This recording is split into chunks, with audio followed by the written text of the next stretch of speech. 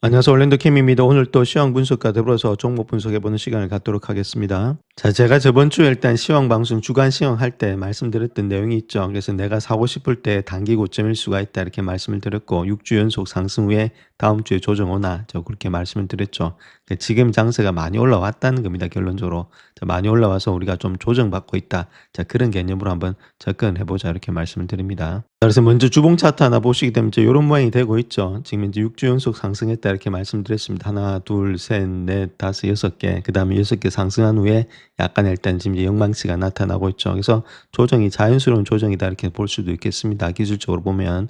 자, 그런 가운데이기 때문에 우리가 이렇게 많이 올라왔을 때는 자, 섣불하게 일단 여기서 매수하시게 되면 고점에서 물릴 수 있다 이렇게 말씀드렸죠. 자, 그런 이유가 스토캐스팅이 또 고점에 와 있었고 이베리 이평선하고 이격도도 상당히 많이 멀어져 있는 상태에 있었죠. 자, 그런 것들을 기술적으로 본다, 단순하게 기술적으로 본다 하더라도 이베리 이평선하고의 지금 고점 관계가 25%가 넘어가고 있었으니까 충분히 여기서는 한 번은 조정은 나올 수가 있다. 자, 그렇게 우리가 단순하게도 한번 생각해 보자. 이렇게 보시면 되겠죠. 그래서 너무 많이 올라왔기 때문에 약간의 조정이 있다. 이런 개념으로도 한번 생각해 보자. 이렇게 보시면 되겠죠. 물론 금리도 압박도 있고 여러 가지 측면도 있겠지만은 저희 그런 측면에서 우리가 한번 봐야 된다. 이렇게 말씀을 드립니다. 자, 현재 골드만삭스에 따르게 되면은 지금 이제 마켓 프레스 있죠. 상당히 일단 안 좋은 모양이 있습니다. 가는 종목만 현재로 가고 있다. 자, 그다음 시장이 이제 끝난 거 아니냐. 자, 그렇게 보는 사람들도 있는데 자, 거기에 대해서 한번 보겠습니다. 자, 그래서 골드만삭스에서 분석하고 있는 내용인데 AI 반도체 바스켓 자체가 올해 들어서 무려 61%나 상승이 되고 있다. 그 이야기를 하고 있고 트레이딩 데스크에서는 5월 이후에 국부펀드 자산운용사들이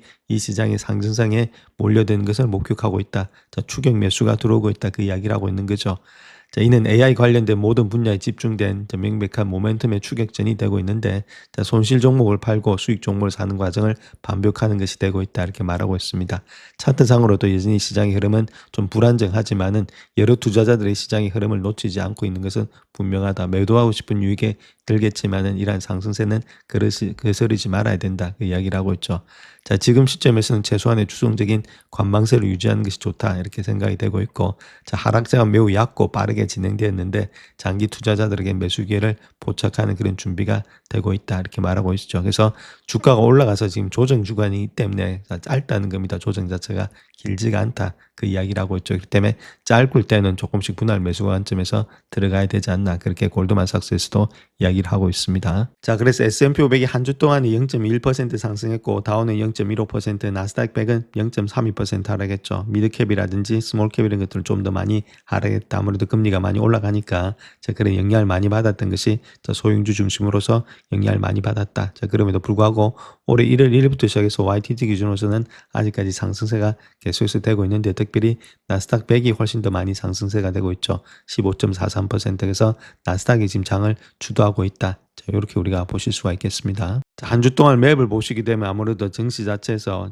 기술주가 그렇게 좋은 모양은 아니었다 이렇게 보시면 되겠죠. 엔비디아, 마소, 애플 요 정도만 상승했고 자, 나머지 종목들 많이 올라갔던 종목들 있죠. 인텔, 그 다음에 AMD, 퀄컴 이런 것들이 거의 다가 8%, 6%, 12% 하락이 되고 있었고 자, 샌디스크 역시도 10%, 델도 한 7%나 하락이 되고 있었다. 그래서 메모리라든지 반도체 중심으로서는 약간의 조정이 많이 나왔던 한 주였다 이렇게 보시면 됩니다. 반면에 시스코가 한진 한 22% 정도 올라갔죠. 자, 그런 모양이 보여줬고 전반적으로 일단 마소는 아무래도 비레크맨 때문에 좀 올라갔지만은 전반적으로 소프트웨어 중심으로도 그렇게 좋은 모양은 아니었다. 이렇게 보시면 되겠고 그다음에 커뮤니케이션 서비스도 아직까지 좀 혼조세를 보이고 있는 그런 모양이 있고 좀 좋았던 것은 역시나 헬스케어가 상당히 좋았다. 이렇게 말씀드릴 수 있겠고 그다음에 에너지죠.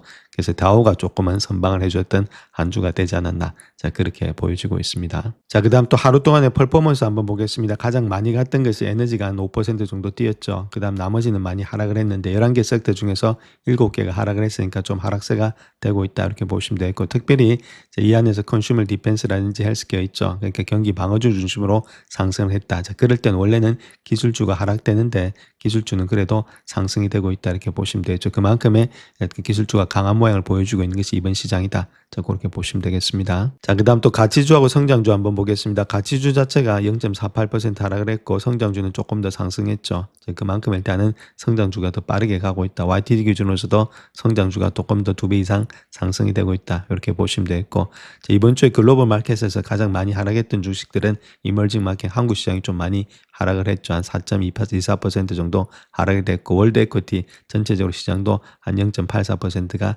하락이 되고 있다. 아무래도 금리가 많이 뛴다는 그런 여러 가지 금리에 대한 부정적 그런 시각이 아무래도 주식시장에도 지금 흘러들어오고 있다. 이렇게 말씀드릴 수 있겠고, 자, 미국을 제외한 나라들도 지금 이제 2.46%가 하락했다 해서 한 주 동안 좀 많이 하락했던 것이 이번에 시장이었다. 이렇게 말씀드립니다. 자, 나라별로 본다 하더라도 브라질이 7.39%, 그다음 프랑스가 3.5, UK가 2.42, 그다음에 US가 0.04로서 US가 가장 일단은 하락폭은 적었다 이렇게 보시면 됩니다.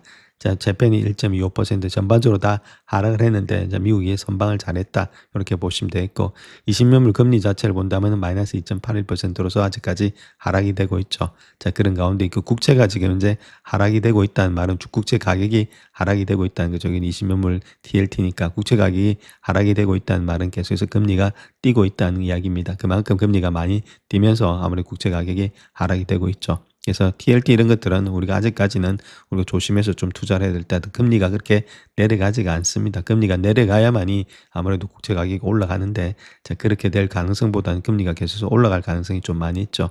그러니까 이런 것들은 좀 투자하기 힘들다 이렇게 말씀을 드렸습니다. 자, 그 다음 또 달러 한번 보겠습니다. 달러만 올라갔고 나머지 뭐 파운드, 이엔 이런 것들은 다 내려갔죠. 자, 그와 더불어서 이제 골드 값도 많이 내려갔다. 아무래도 달러가 뛰니까 골드하고 지금 여기관계 있는 것들이 다 커모디티가 내려갔다 이렇게 보시면 되겠습니다.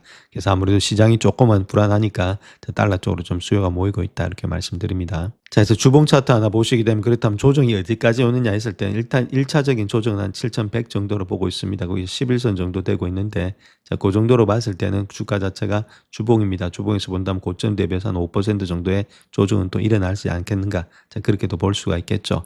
자, 그 다음에 일단 조정 다음에 올라가는 이유는, 자, 다른 것보다는 호르무즈 해협 자체가 완전히 여기서부터 폐쇄가 돼서 게임이 끝난다. 자, 그렇게 보지는 않고 있다는 거겠죠. 어느 정도도 시간이 지나면 일단 열릴 가능성이 있는 것들을 반영할 수 있기 때문에 시장 자체도, 자, 그런 것들이 조정이 있은 다음에는 다시금 반등하지 않겠는가. 자, 그렇게 보여주고 있습니다. 그 밑에는 실적이 깔려 있기 때문이다. 이렇게 말씀드릴 수 있겠고, 자, 트럼프 역시도 지금 이제 중간 선거 때문에 완전히 게임을 끝내고자 하는 것들은 없겠죠. 약간의 출렁은 그릴 수 있겠지만은, 자, 그렇다면 지금 우리가 출렁거릴 때는 좀 모아갈 때지, 여기서 물건을 다 털고 나올 때는 아니다 이렇게 보시면 되겠죠. 영원히 뭐 호르무즈가 완전히 폐쇄가 돼서 게임이 끝난다 그렇다면 여기 다 털고 나와야 되겠지만은, 그런 게임은 아니기 때문에 우리가 조금은 시장을 갖다 좀 좋게 보는 관점에서 바라봐야 되지 않겠나 그렇게 보여집니다. 자, 그래서 그 중에서도 가장 큰 조정받는 가장 큰 문제점은 아무래도 30년물 금리 이런 것들이 5%를 넘어서고 있죠. 5.12%. 그다음 10년물 금리도 4.5를 넘어서면서 4.597.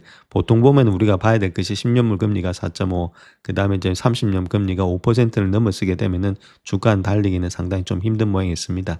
자, 금리가 높아지면은, 자, 아무래도 일단 가치 평가할 때 금리를 통해서 가치 평가를 하는데, 너무 많이 금리가 올라가니까, 자, 그에 따라서 이익이 많이 줄어들 수밖에 없겠죠. 자, 그런 것들. 그다음 요뿐만 아니라 지금 이제 일본도 상당히 많이 올라가는 모습에 있었고, 저번에 말씀드렸듯이, 그래서 결론적으로 봐서 지금 이제 브렌트유 자체가 2.72% 상승한 109달러, 110달러까지 올라가는 현상이 계속해서 벌어지고 있기 때문에 주가 자체가 내려오는 데는 문제점이 있다 이렇게 보시면 되겠죠. 그래서 주 월봉 차트입니다. 또 월봉 차트를 보시게 되면 추세 자체가 지금 한 달 동안 약간의 조정이 있지만 조정이 그렇게 깊지가 않죠. 계속해서 상승 중인 그런 추세가 되고 있다 해서 이런 것들이 조금 내려와 주면은 문제가 없는데, 자, 그래서 유가가 어떻게 될지, 트럼프가 어떻게 반응할지에 따라서 시장이 아직까지도 움직이고 있다 이렇게 말씀드리겠습니다. 자, 현재 채권 시장이 이란에 대한 경고 신호를 갖다 좀 보내고 있다 이렇게 말을 하고 있죠. 그런 가운데 있기 때문에 조금은 채권 시장이 좀 불안한 가운데 있는 것은 사실이다. 자, 이렇게 말씀드릴 수가 있겠고, 그래서 특별히 에너지 가격의 상승, 그로 인한 인플레이션의 우려로 인해서 장기 국채가 매도세를 보이고 있다. 30년물도 마찬가지고 10년물도 마찬가지가 되고 있죠. 자, 이런 상황이 상당히 좀 우려를 불러일으키고 있다. 이렇게 말하고 있고, 그래서 현재 자산운용사의 PGIM 수석 글로벌 이코노미스트가 이야기하고 있는 내용이, 자, 아무래도 향후 시장과 미국 경제에 상당한 위험이 닥칠 수 있다. 자, 그렇게 경고를 하고 있죠. 자, 이러한 전쟁이 끝날 기미를 보이지 않고 있는 가운데 유가가 배럴당에 $100 이상을 유지하면서 인플레이션을 우려한 채권 거래자들이 최근에 미국과 선진국의 장기 국채를 매도했다는 그겠죠. 채권은 자경단이죠. 자, 그런 가운데 이로 인해서 기준이 되는 10년 만기 국채를 포함한 채권 수익률이 상승했다는 겁니다. 한 4.6%까지. 자, 채권을 갖다 매도하니까 채권은 아무래도 지금 금리하고 반비례해 있으니까 금리가 튀어오르고 있죠. 그래서 10년 만기 금리 이런 것들은 국채 수익률은 주택담보대출, 자동차대출, 신용카드, 그다음 기타 소비재 부채의 비용에 많은 영향을 미친다는 겁니다. 그래서 수익률이 상승하게 되면은 소비자들이 부담을 느끼게 되는데, 자, 10년물 같은 경우에서는 연준이 아니고 시장에서 결정이 되죠. 2년물은 연준이 결정할 수 있는데, 자, 그런 것들이 지금 문제가 되고 있다. 그래서 지금 금리가 세계적으로 상당히 지금 이제 초점에 맞춰져 있다. 이렇게 보시면 되겠습니다. 자, 다음은 케빈 오시에 대해서는 어떻게 일단 생각하느냐. 그렇게 했을 때 낙관적이다. 자, 그렇게 말하고 있고, 가장 중요한 것은 연준의 가장 중요한 자산인 신뢰성을 어떻게 유지할 것이냐. 그게 집중되어 있다. 이렇게 말하고 있죠. 자, 그런 가운데 있고, 어느 정도 실전 경험을 갖춘 인물이다. 이렇게 말하고 있습니다. 그래서 케빈 오시 역시도 2006년부터 시작해서 2011년까지 연준 이사를 역임했기 때문에 어느 정도 상황을 다 파악하고 있다. 자, 그렇게 말을 하고 있죠. 자, 그럼에도 불구하고, 자, 지금은 금리를 인하해야 한다고 생각하진 않는다. 연준이 올바른 결정을 내릴 수 있을지, 여지가 어떻게 되는지는 우리가 꼭 알아봐야 된다. 그래서 지금은 금리는 내릴 시간이 아니다. 그 이야기를 하고 있죠. 자, 그 다음 또 만약에 워시가 연준을 설득해서 금리 인하를 시도하다가 비웃음을 당하고 또 트럼프에게는 격분을 당할 것이다. 그런 인식이 있는데, 자, 그렇게 됐을 때 워시가 트럼프를 석권할 수 있는 능력이 있는지, 자, 그게 대해서 이야기를 하고 있는데, 자, 가장 중요한 것은 트럼프가 연준을 압박해서 금리 인하를 단행한 것 자체가 정치적으로 이익이 되는가 하는 것이다. 이렇게 말하고 있죠.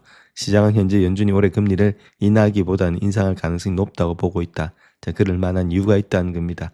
자, 그런 것들을 지난 5년 동안을 보게 되면은 코로나 19부터 시작해서 우크라이나의 사태, 관세의 급격한 인상, 이민 제한, 그리고 지금의 이란 사태까지 공급의 충격이 끊이지 않고 있다. 자, 이런 가운데 있기 때문에 이런 것들이 다 높은 인플레이션의 환경이 조성이 되고 있는데, 자, 이거 자체가 아무래도 금리를 인하했을 때 닥치는 쇼크가 훨씬 더 크지 않겠는가 그 이야기를 하고 있죠. 자, 금요일 한때에 지금 이제 10년 만기 국채 수익률이 4.6%를 넘어서서 1년 만에 최고치를 기록하고 있는데, 영국, 일본 다른 국가들도 수익률이 상승하고 있다는 겁니다. 그다음 채권 시장에 대한 전략이 어떻게 되느냐 이렇게 했을 때는, 자, 결론적으로 재정 적강은 무한전 가능한 세상이죠. 무조건 돈을 찍어내라.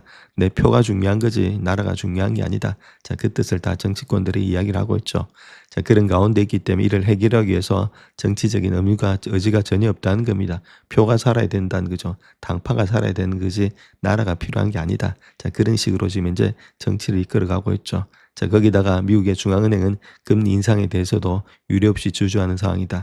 옛날에 폴 볼크처럼 나와가지고 이렇게 뛰고 있으니까 물가를 잡아야 된다. 금리를 인상하자. 자, 그게 아니고 트럼프 눈치 보면서 아니야, 트럼프 때문에 지금 이제 금리 낮춰줘야 돼. 그래야 이기니까. 자, 그런 식으로 하고 있다는 겁니다. 당연히 수익률 곡선이 가팔라지는 것은 당연한 결과다. 그 이야기를 하고 있고, 자, 그렇게 됐을 때 장기 수익률은 계속해서 상승한다.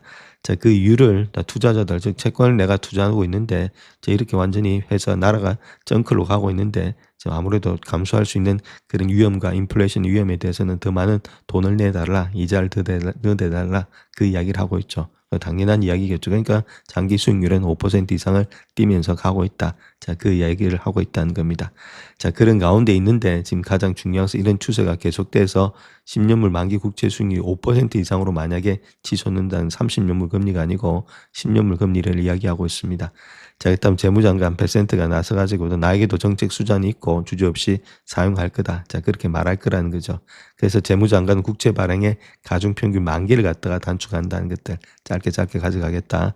자사주 매입을 더욱더 적극적으로 활용하면서 나아가서 연준의 압력을 강해서 장기 펀더멘털에 맞춰서 장기 채권을 매입해야 할 수도 있다. 대차대조표 축소가 아니고 대차대조표를 확장하겠다. 더 많이 MBS 사라. 더 많이 채권을 사라. 사줄 사람이 없으니까.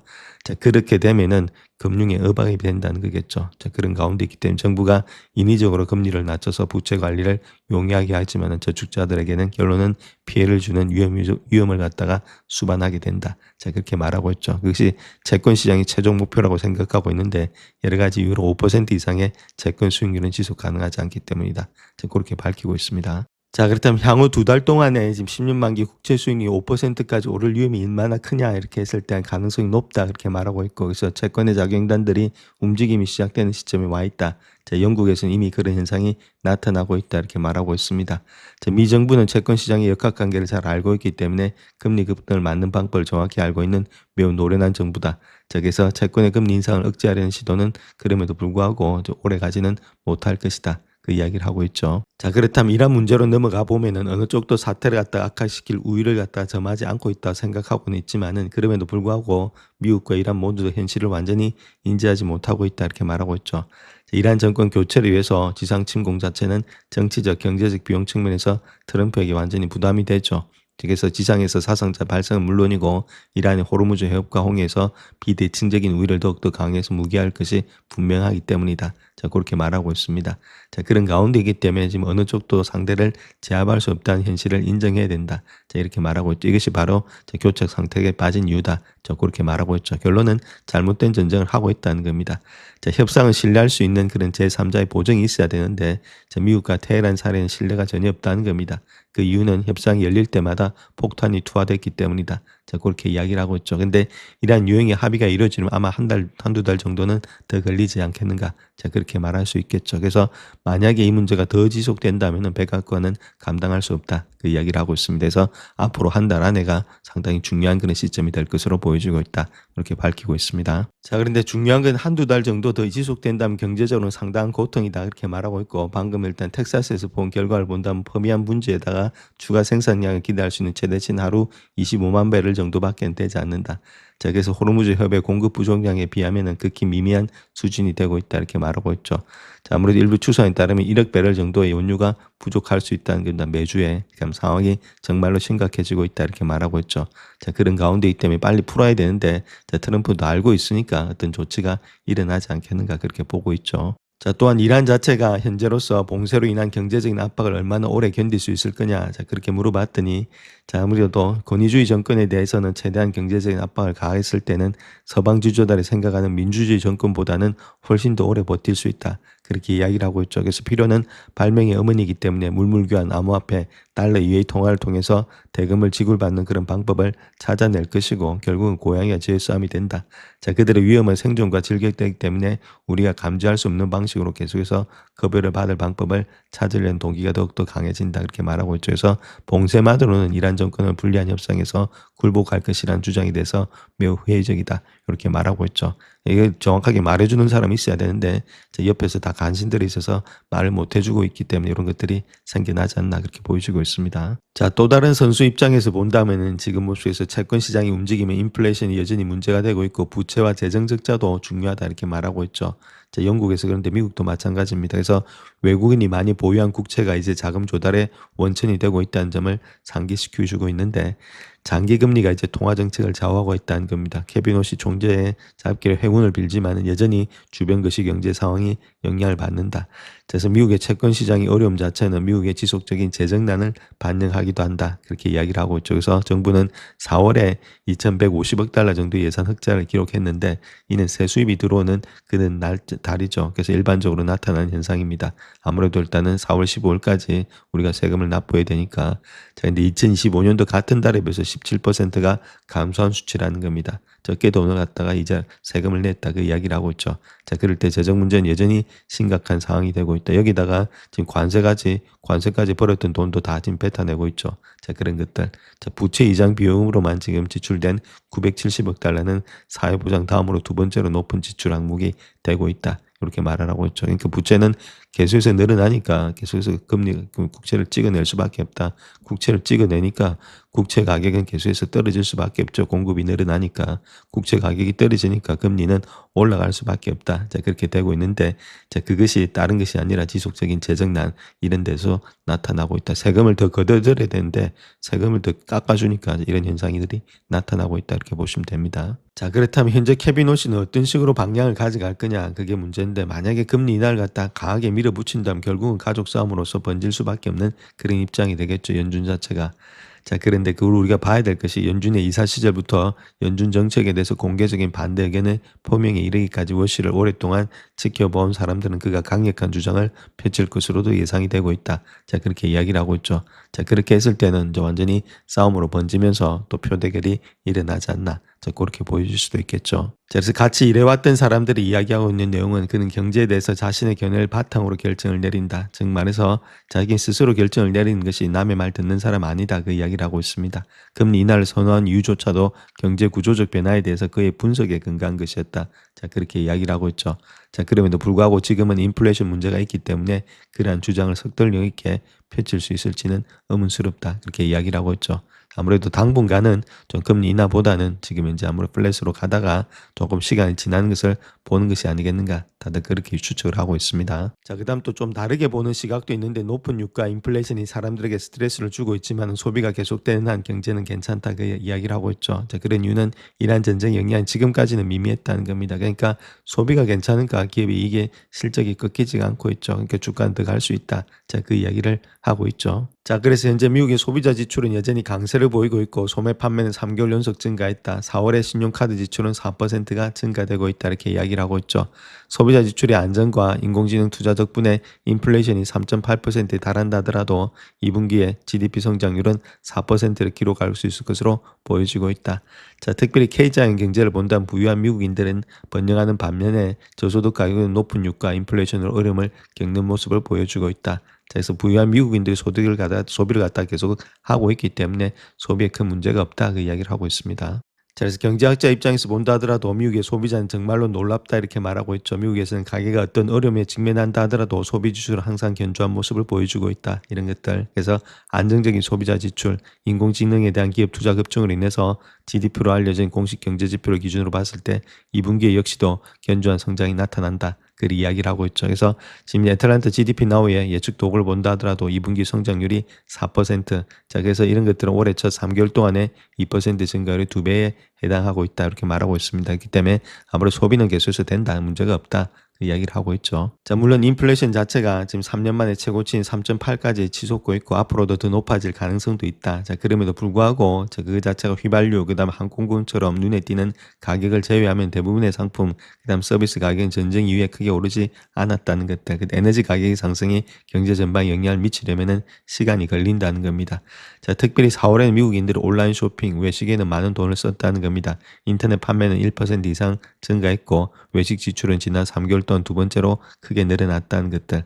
자, 그로 인해서 소비자들이 아마존 주문이라든지 외식 횟수를 줄이지 않았다는 것은 분명하다. 자, 그런 가운데이기 때문에 이런 것들이 필요가 아닌 욕구에 의한 구매라는 거죠. 그래서 경제 지표로서는 상당히 중요한데, 자, 그런 것들은 재정적으로 안정감을 느낄 때, 자, 그럴 때 구매는 증가하고 가정이 어려움을 겪을 때나 감소되고 있는데, 자, 현재에서 가정에서 심각한 재정난에 처했다면은 정기적으로 외식을 하지는 않았을 것이다. 그렇게 말하고 있죠. 그래서 이러한 부분이 상당한 증가를 통해서 소비자들은 경제적으로 안정감을 느끼고 있다는 것이 분명한 신호가 되고 있다. 그러니까 소비가 줄어들지는 않는다. 자, 그 이야기를 하고 있죠. 자, 다음 신용카드하고 체크카드 사용에 있어서는 조금 더 다른 견해가 있다 이렇게 말하고 있죠. 자, 그 이유를 보게 되면 달러는 지출되고 있지만은 실제로 구매되는 물건은 많지가 않다. 자, 그렇게도 볼 수가 있는데, 자, 다른 것보다는 신용카드 지출 증가를 갖다 소비자들이 점점 더 재정적인 어려움을 겪고 있다는 것으로 경고 신호로 봐야 된다. 그 이야기를 하고 있는데, 에너지 가격, 물가 상승으로 인해서 가계 재정이 악화됨에 따라서 향후 소비가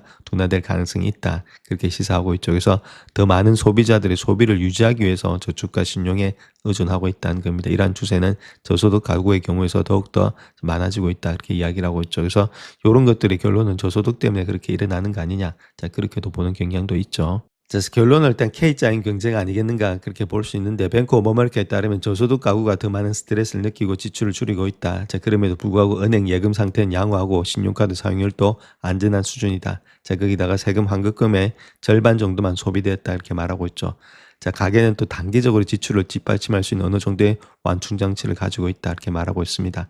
낮은 실업률, 거의 역대 최저 수준의 해고 건수 이런 것들 또한 추가 지출을 뒷받침하는 중요한 요인이 되고 있죠. 자신의 직업에 대한 안정감을 느낄 때 소비가 늘어나기 때문이다. 그렇게 말하고 있고, 자, 결론적으로 고소득 가구와 저소득 가구 간의 격차를 통해서 자, 아무래도 이렇게 K자인 경제를 통해서 잘 나가는 사람들은 잘 나가는데 자, 못 나가는 사람들이 지금 안 나가고 있다, 그 이야기를 하고 있죠. 그래서 부유한 미국인들은 잘 지내고 있다. 강력한 주식시장 상승세 덕분에 수많은 포질 원K의 백만장자가 탄생을 했고 그들은 집값은 상당한 재산 가치를 지니고 있다는 겁니다. 고소득층 같은 경우는 전기자동차, 하이브리드 자동차를 더 많이 소유하고 있고 휘발유에 드는 비용도 적다는 겁니다. 자, 그런 것들이 자, 아무래도 지금 경제 양극화가 되고 있다. 자, 그렇게 밝히고 있죠. 자, 그에 반해서 저소득 가정은 빠듯한 생활 이어가느라고 지금 재정적인 여유가 거의 없다는 겁니다. 휘발유 가격 높은 수준을 오래 유지할수록 상황은 더욱더 악화되고 있다. 소득에서 연료와 교통비로 지출한 비중이 더 크기 때문이다. 자, 그렇게 이야기를 하고 있죠. 이러한 부담은 특히 금리가 계속 상승할 경우는 경제를 침체시키기에는 충분할 수 있다. 이렇게 말하고 있죠. 자, 부유한 미국인들만으로는 경제를 영원히 지탱할 수는 없다는 겁니다. 그들의 수가 충분하지 않기 때문이다. 그렇게 말하고 있고, 자, 그래서 부의 효과, 개인의 소득세 감면이 미국의 소비 지출을 계속해서 지탱은 하고 있지만은 물가 상승과 장기금리 상승이 점차 부담으로 작용하기 시작할 수 있다. 자, 그렇게 이야기를 하고 있죠. 근데 앞으로 지금 한두 달이 더 중요하다는 겁니다. 이 안에 어떤 식으로 간에 호르무즈가 열리지 않으면은 더 많은 일단 고통이 있지 않겠는가. 자, 그렇게 같이 보고 있다는 거겠죠. 자, 그럼에도 불구하고 우리가 현재로는 새로운 시대에 있다는 겁니다. 팩셋에 따르면 S&P 500의 기업들의 1분기 순이익이 전년 동기 대비 20% 이상이 증가됐다 이렇게 말하고 있고, 또한 2021년도 4분기 이후에 가장 강력한 순이익의 증가세에 근접한 수치가 되고 있다 이렇게 말하고 있죠.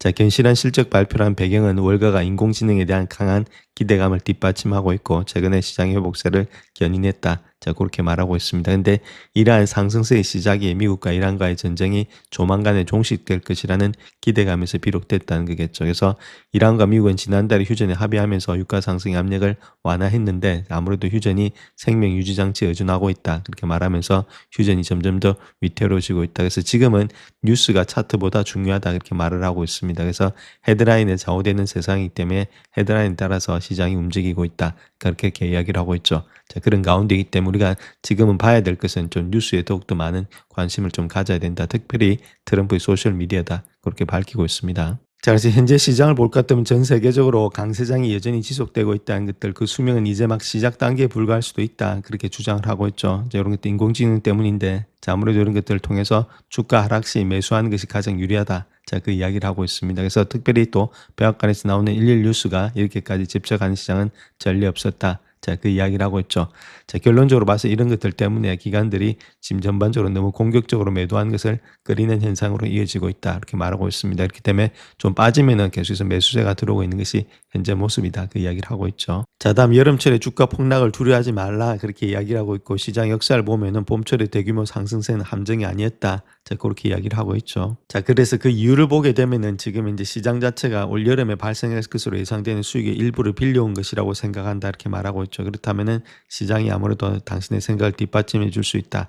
지금의 주가 상승이 앞으로 일어날 이익을 갖다가 좀 땡겨와서 지금 주가가 상승한 거 아니냐. 그 이야기를 하고 있죠. 그렇기 때문에 물론 앞으로 몇 달 동안 또 어려움을 겪지 않을 것이라 그런 의미는 아닌데 저 분명 봄철에 대한 보상은 아니다. 그 이야기를 하고 있죠. 그래서 요번에 상승 자체가 물론 이렇게 땡겨온 것도 있겠지만은 이게 다가 아니라는 거죠. 자, 앞으로도 있을 여러 가지 상승을 갖다가 계속해서 반영을 하고 있는 것이지 단지 일단은 몇 분기 안에 있는 이익을 갖다가 땡겨서 지금 이제 주가가 상승되고 있는 것은 아니다. 자, 그 이야기를 하고 있습니다. 그래서 광범위하게 봐서 더욱더 앞으로의 이익의 성장이 많이 일어날 것으로 예상이 되고 있기 때문에 주가가 좀 출렁거린다 하더라도 계속해서 주가의 상승은 일어난다. 자, 그 의미를 이야기하고 있는 거죠. 자, 또한 버크셔 해스웨이가 델타 항공에 26억 달러를 투자하면서 항공업계에 복귀한다 이렇게 말을 하고 있죠. 자, 항공업계에 복귀한다는 말은 지금 이제 어느 정도 일단 유가가 완전히 고점에 있다 그렇게 생각하고 있다는 겁니다. 그렇지 않으면은 항공업계에 들어갈 리가 없겠죠. 자, 그런 것들도 우리 한번 체킹해 보자 이렇게 말씀을 드립니다.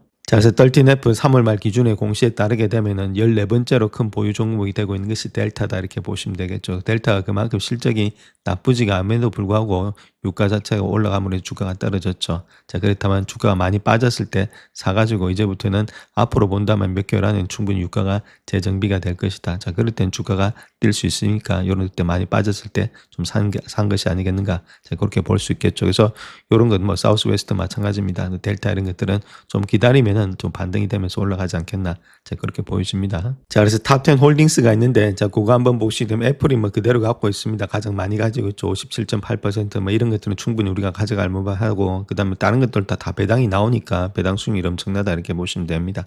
자, 그중에서도 알파벳을 갖다 많이 올렸죠.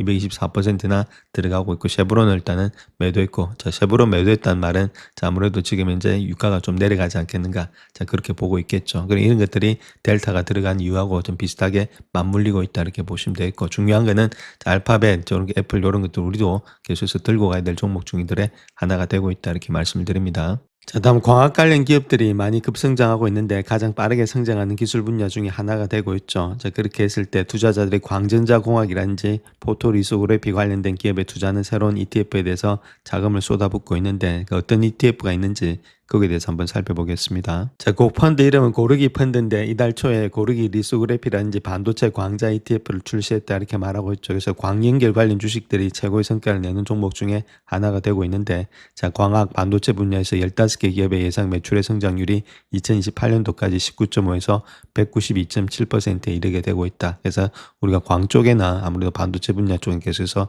투자가 들어가 있어야 된다 이렇게 말씀드립니다. 자, 그래서 많은 기업들 자체가 기업의 데이터 센터라든지 광통신뿐만 아니라 빛을 이용하는 그런 회로 패턴을 칩에 전사하는 포토닉스라든지 포토리소그래피와 같은 기술에 집중하고 있다. 그래서 루멘텀, 자, 그 다음에 시에나, 그 다음 더불어서 코닝 이런 것들이 모두 광학 사업을 하고 있죠. 그래서 이들 모두 주식이 S&P 500 지수에서 상위 10위권 안에 드는 실적을 보여주고 있다는 겁니다.